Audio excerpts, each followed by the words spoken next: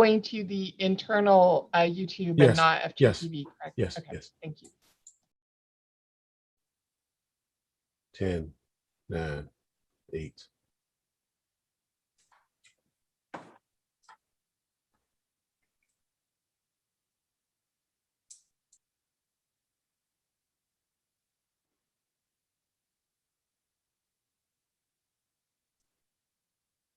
Hi, everybody. I'm Shania Chavis-Rucker with Fulton Government Television, FGTV, and we are so pleased to be able to work and talk to our very own Dr. Lynn Paxton, the District Health Director, and with the Fulton County Board of Health.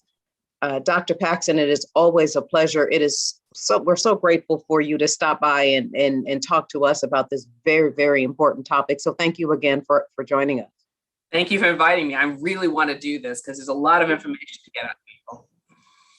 Absolutely. So before we really jump into some of the questions that our colleagues have had, we're talking, of course, about the COVID-19 vaccine. And we know that our Board of Commissioners recently took action related to the vaccine in our workforce.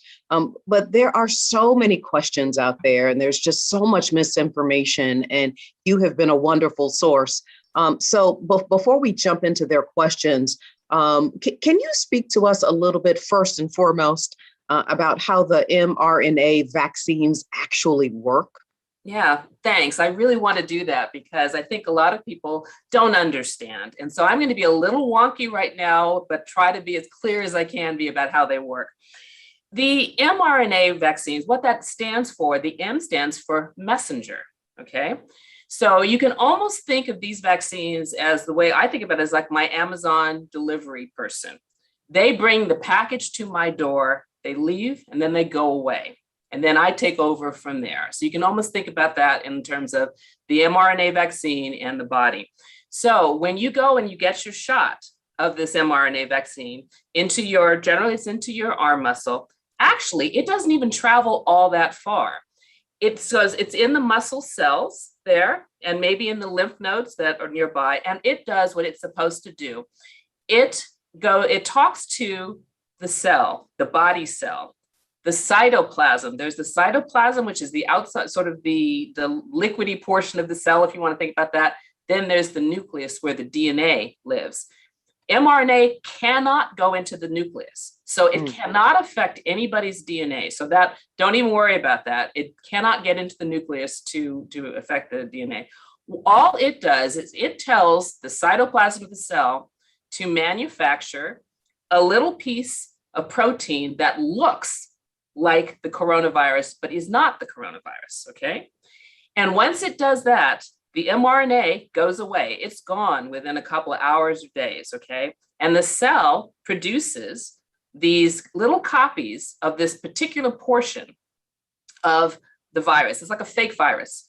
And then the body takes over and does what it does with any vaccine, or when you're exposed to like hay fever, allergens in the air or whatever, it starts producing antibodies.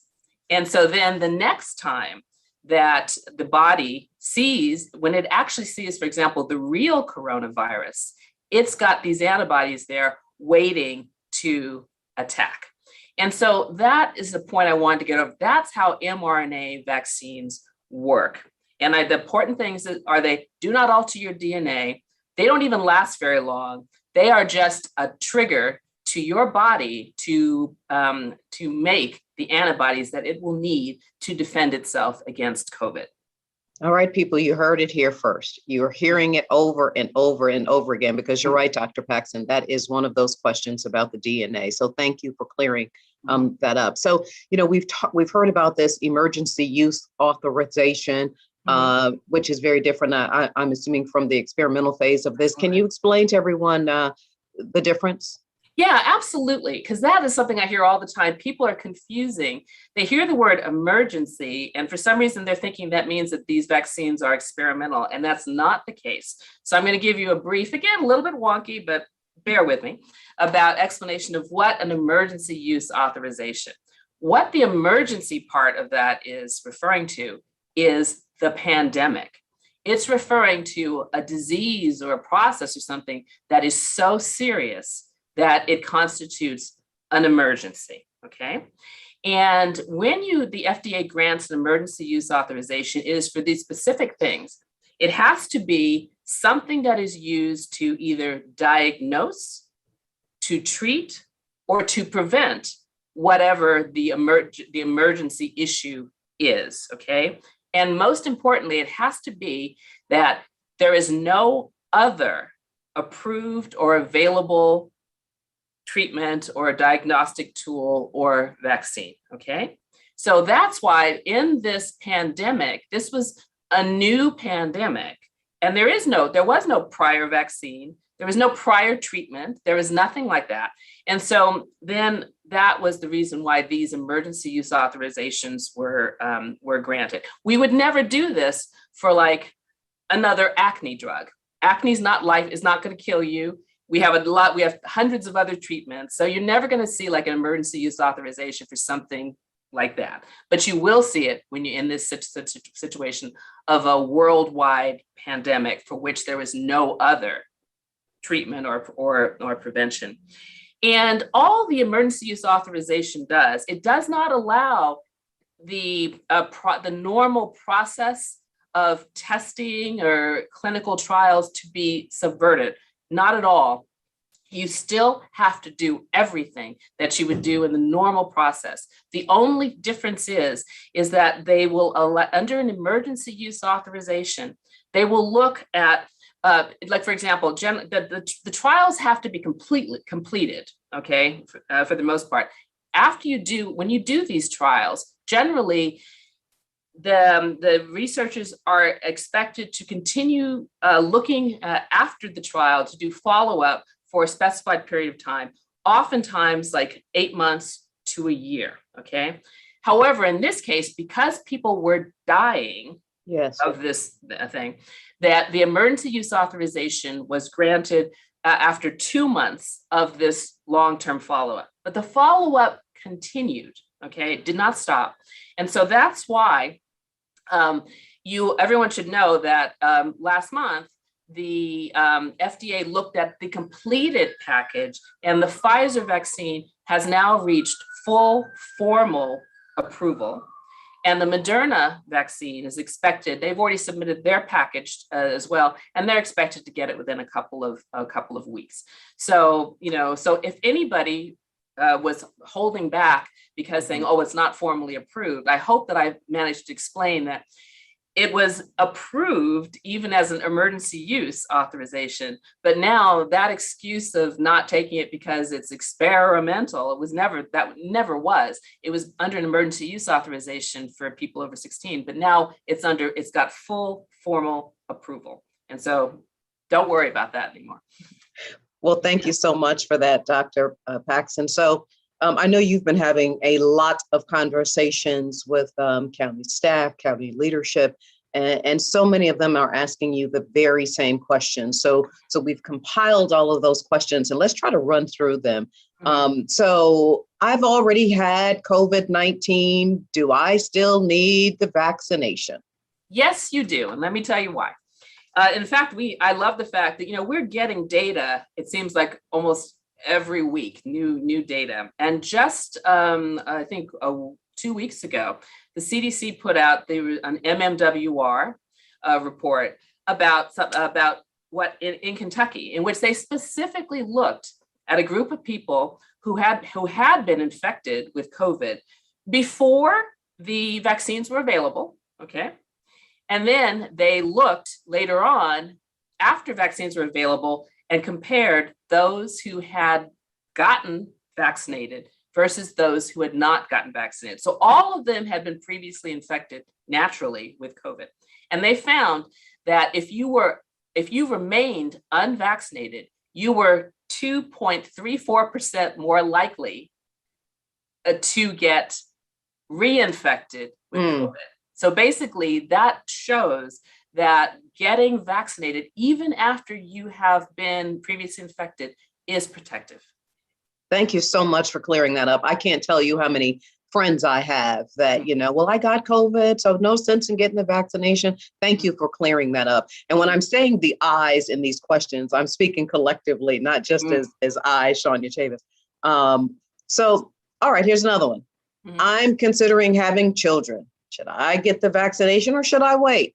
Absolutely. Oh, please. Yes, get it now. And let me tell you why. It's because we now know that two things. Number one, it does not affect fertility. Some people have said to me, oh, I'm not going to get it because I'm afraid that there's going to be some long-term effect or it's going to affect my fertility. There have been a number of studies that have looked specifically at that. There is no effect of these vaccines on fertility. So you can take it in good health. And in fact, it will keep you healthy so you can go on to get pregnant. You can't if you're dead from COVID. But particularly for women who are contemplating pregnancy or who may already be pregnant. In fact, the American College of Obstetricians and Gynecologists, sort of the premier OBGYN group in the United States, and the Society for Maternal Fetal Medicine have both come out and said that women who are contemplating pregnancy or who are pregnant should absolutely get the vaccine. And one of the reasons for that is that we now know that if you are pregnant, you are actually more likely to have severe results. If you get infected with COVID, you are more likely to have preterm birth. You are more likely to be hospitalized. You are more likely to die than if you were not pregnant. And so it is absolutely vital that if you're pregnant, thinking about pregnancy, and you can get vaccinated at any point in your pregnancy, and we strongly encourage that because we have had, unfortunately, pregnant women dying here in Fulton County, leaving behind their families, their children, and all that, and it's preventable, absolutely preventable. Okay, so here's another one. Are some of the vaccines better than the other vaccines? Which vaccine is best? Mm-hmm. Yeah. Well, we still say the best vaccine is the one that you can get, but now it's pretty widely available. And so there's just considerations to take in terms of all of the vaccines, the mRNA vaccines and the Johnson & Johnson have actually shown themselves to be about the same in preventing severe disease, okay? They're about equally effective at keeping you from getting hospitalized, from getting a breathing tube put down your throat, or from dying. However, I would think that the mRNA vaccines have the slight edge in terms of, preventing perhaps any type of infection, like even an infection without symptoms or the like. And we also have a bit more information now about the mRNA vaccines because more of them have been given out worldwide. About 160 million in the United States, over 4 billion in the world. So we just have a little bit more information. And so we know a little bit more about them. And the FDA is still looking at what their recommendations are going to be for the J&J vaccine in terms of like booster shots and all that, because they simply don't have as much information as they do with the mRNA. So, again, all of them work very well at keeping you from getting very sick, but we have a little bit more information about the mRNA vaccine. So, Dr. Paxton, I know you hear this one over and over and over again. Okay, everybody told me to get the vaccine. I got the vaccine, and then I can it. So what's the point of getting the vaccine? Oh yeah. Well, there's a huge point. Number one, and I'm going to throw out some statistics, but I'll try to keep them light. One is that we know that even with the Delta variant, which is currently the one that is killing us, I mean, in terms of like pushing our hospitals to the stress point. We know that, all those people that are in the hospital right now in the Fulton County, between 92 to 98% of them are unvaccinated. So that tells you one thing just right there, that the people who are getting seriously ill are the ones who are not vaccinated. But what we know from the data is that even with the Delta variant, if you're vaccinated, you are 8 times less likely to get infected at all. Okay, to even an infection without symptoms or whatever, 8 times less likely, and you are roughly 25 times less likely to be hospitalized or to die. Okay. Now that's pretty powerful. Yes. I don't want to get hospitalized. I don't want to die. And I don't even really want to get the infection at all. So, and all that can be accomplished just by getting vaccinated. So yes, even though we have been seeing breakthrough infections, they're much more likely to be, they're much more likely to be milder than the infections you get if you are unvaccinated. So by all means, get vaccinated. So I mentioned earlier, Dr. Paxton, that Fulton County the Board of Commissioners has taken a position related to getting vaccinated. And so I'm sure you're hearing these conversations in the hallways, at the water cooler of, why is government pushing people to get vaccinated? Okay. Share your thoughts. Absolutely. Because one of the roles of government is to help and protect those who are governed. That's why we have police forces. That's why we have military. That's why we have roads. That is a governmental function. And these vaccines have shown that they can prevent, sickness. They can help prevent death. Our economy has been suffering. There are some people who will say, oh, it's because of the lockdowns that have been causing the economy suffering. Whereas I would say, no, it's the disease. Let's not take off our focus. There would be no need for, curbing anything that we do if this disease were not out there hurting people. And so we have, and I saw a very interesting statistic that in June, throughout the entire United States, it was estimated that there was $2 billion worth of healthcare expenditures that needed to be done simply because of the COVID virus. That was the hit to the economy that the COVID virus was causing. And so that is something that affects all of us. And so government is pushing the vaccines, and I'm pushing the vaccines because I'm a doctor. I don't want people to get ill. I don't want to get people to get sick. I'm here to help protect people and help them protect themselves. And the vaccine is the single best thing that we have to do that. And so that is why government is pushing the vaccinations appropriately. And Doctor, there's been quite a bit of conversation. In fact, I know some people who have actually already gotten that what were called the third shot, that booster shot. So many people are asking, well, does that mean that the vaccines don't work if I need a third shot? No, it does not. What it means at the moment, I'm going to make a little distinction between the third shot and the booster. Okay.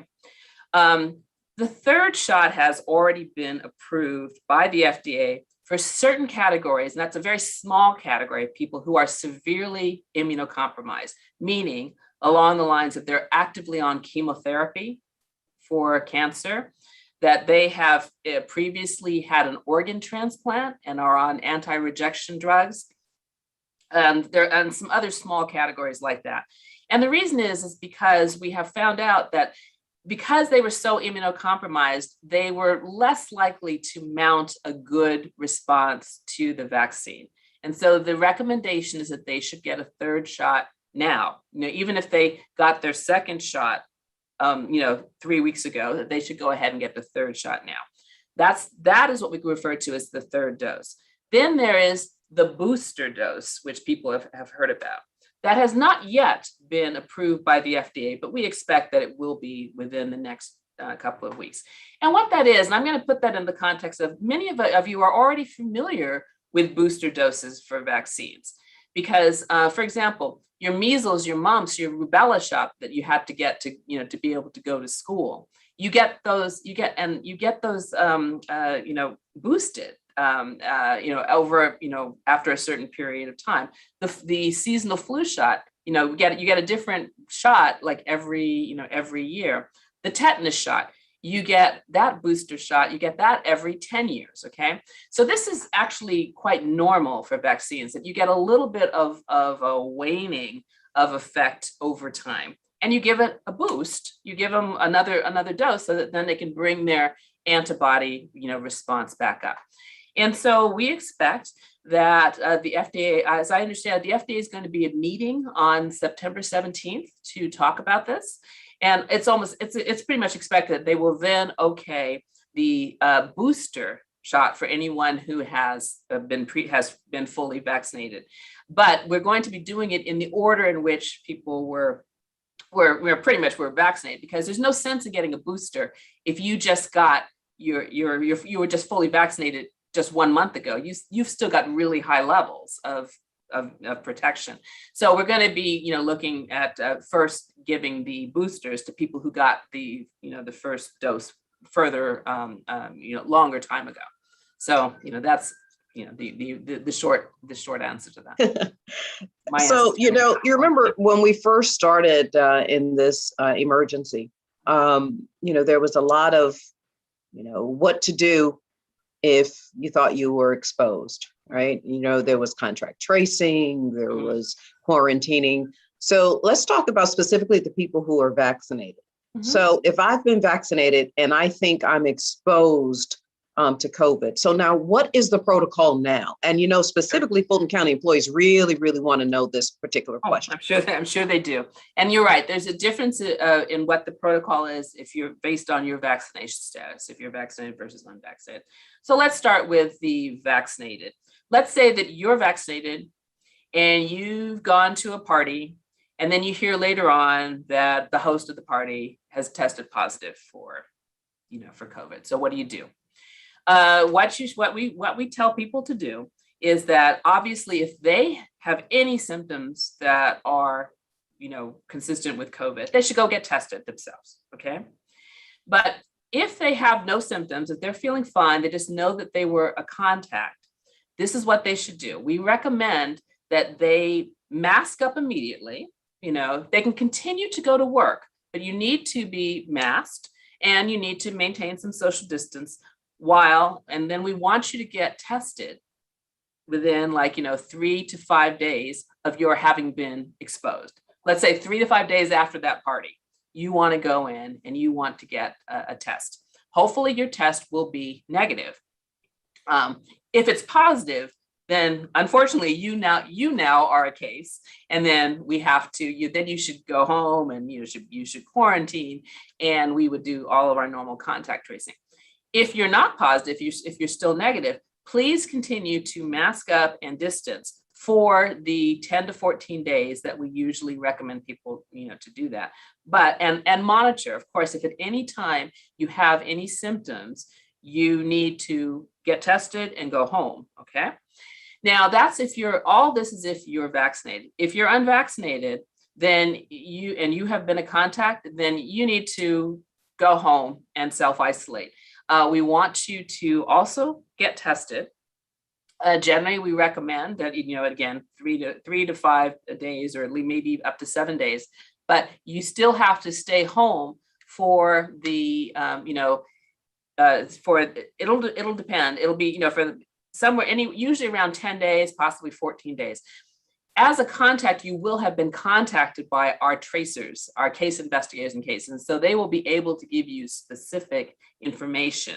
But the general thing is that if you're unvaccinated and you have been exposed, and the exposure generally is defined as having been within 6 feet of the person who tested positive for a total of 15 minutes. That's the definition of your being exposed and being in contact. So if you're unvaccinated, you go home, you will be contacted by our contact tracers, but you need to stay home, for generally about 10 days, and isolate. Thanks for clearing that up. So you mentioned briefly mask, right? And so many folks are thinking, oh, back in the summer, they told me if I got the vaccine, I could go mask free. what is the perspective on masks right now for vaccinated people? Yeah, well, I was one of those people too who was like, I was so happy when the CDC came out and said we could. Okay, hold on, ladies and gentlemen. I think either Dr. Lynn has frozen or I have frozen. And so right now, let me assume that it's Dr. Paxton that is frozen. So, this is the new world that we live in terms of being virtual. So I'm going to see if she pops back on. But in the meantime, we do just want to remind Fulton County residents, employees and residents for that matter, that there are options available to get the vaccine and still the option to get tested at several Fulton County sites. You can get all of that information on the Fulton County website, of course, on the Board of Health webpage. And so we just want to make sure that you are aware of where that information is.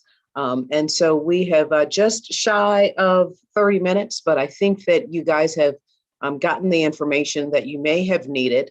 And so we are hopeful that this has been helpful.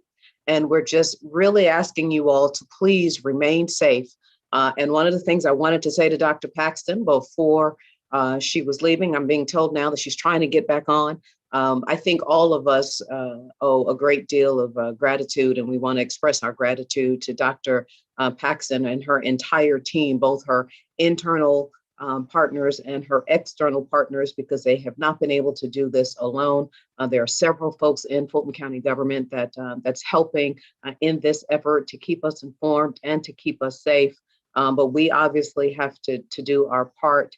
And it looks like she is trying to come on. I see two different boxes of her and she's connecting to audio. Okay, Dr. Paxton, I tap danced long enough until you could get back. Oh, I'm so sorry. I guess that's okay. Editing. I got kicked off.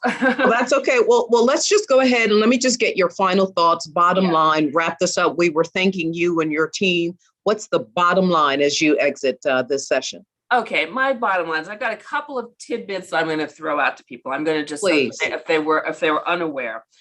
We've had vaccines for almost about 250 years, starting with the smallpox vaccine, and no vaccine has ever had a side effect, an adverse effect that has shown up more than 6 weeks after the vaccine was given. So I want that to people to be reassured that the likelihood that they're going to see any kind of a long-term side effect from any of these vaccines is vanishingly low.